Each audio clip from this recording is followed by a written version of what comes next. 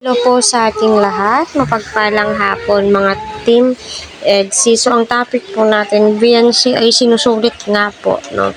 Yung mga araw na bakasyon. Kasi alam naman po natin, ilang araw na lamang po ay open class na po, ay nako, ang bilis. Kaya sulitin nyo na ang pag-scout nyo, para sa ganon ay marami pa kayong matutulungan, di ba? At marami pa ang nangangailangan ng tulong.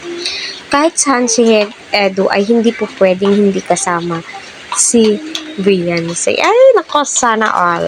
Sana all nahagip sa camera.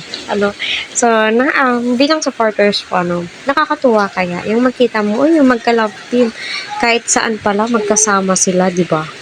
Kasi yung iba, magkasama lang kapag vlogging na, pero sila Eds, At alam naman po natin na si Beyonce ay sinabihan siya ni Kuya Val na pwede nang mag-scout, para sa ganun ay marami pa po silang matulungan dahil nga po, sa hirap ng panahon niya. Kaya patuloy po natin suportahan, ang Team Kalingap Rab, Kuya Val, Kalingap Eds, KRT Boys, at lahat ng nag-BTS. Huwag po natin skip ang kanilang ads para sa ganun nga po ay marami pa pong kababayan po natin ang kanilang matulungan.